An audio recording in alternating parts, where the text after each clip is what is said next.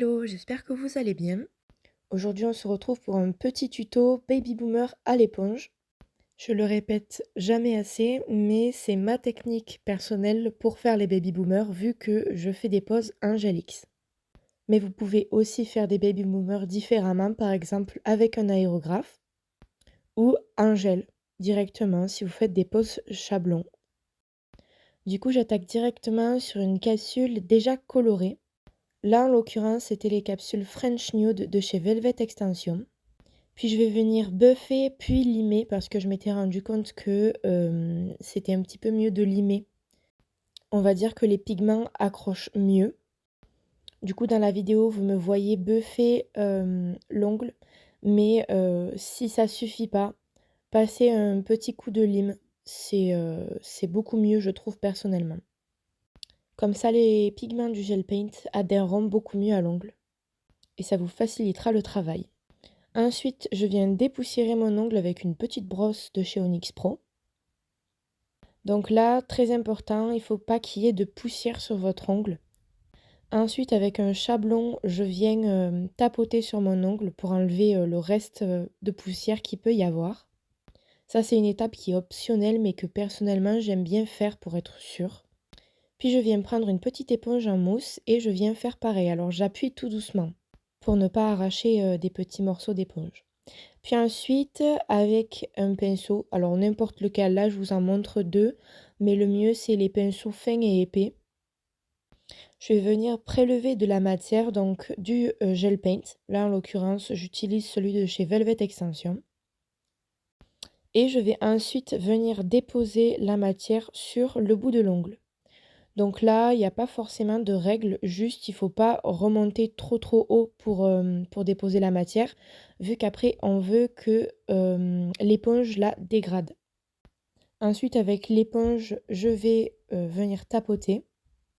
Pour le tapotement, moi j'essaie d'aller plus ou moins vite, de ne pas faire trop attention au début à ce que je fais. Et puis après, je monte un peu plus vers les cuticules. Et je redescends de temps en temps pour récupérer un petit peu de matière sur l'éponge.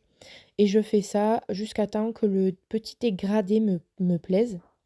Je fais attention à ne pas descendre non plus trop bas. Je vérifie qu'il y ait bien de la matière sur les côtés, parce que souvent on oublie et ça fait des petits manques et c'est pas très joli. Là, je vous ai mis cette partie de la vidéo là en vitesse normale. Donc c'est exactement le temps que je prends pour faire mon premier petit dégradé. Et là, je nettoie les côtés de mon doigt parce que l'éponge, ça en met un petit peu partout. Et une fois que c'est catalysé, c'est pas très joli sur les photos. Et puis ça embête un peu les clientes aussi d'avoir du blanc de partout sur les doigts.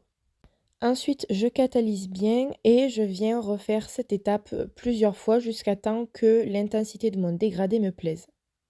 Si vous voulez éviter de faire plusieurs fois cette étape, vous pouvez aussi appliquer une couche de base avant, appliquer de l'acrylique, saupoudrer de l'acrylique par-dessus la base, puis la catalyser. Ça ajoute une épaisseur en plus, épaisseur que personnellement je n'aime pas forcément. C'est pour ça que je préfère le faire en plusieurs étapes, mais ça vous permet d'aller plus vite. Et du coup, là, j'avais envie que ça soit bien blanc, on va dire ça comme ça. Du coup, j'ai refait une dernière fois. J'essaye d'appliquer le blanc de plus en plus près du bord de l'ongle pour le dégrader de moins en moins près des cuticules. Je ne sais pas si j'ai réussi à me faire comprendre. Et ensuite, je viens utiliser un Milky. Du coup, un Milky très transparent qui va servir à fondre cet aspect un peu éponge qu'on retrouve assez souvent. Et je trouve que les baby boomers à l'éponge, sans Milky, c'est pas fameux, on va dire ça comme ça. Donc pour moi, le secret, c'est vraiment d'appliquer un Milky, ça va venir tout fondre. Et ça va rendre le baby boomer vraiment très lisse.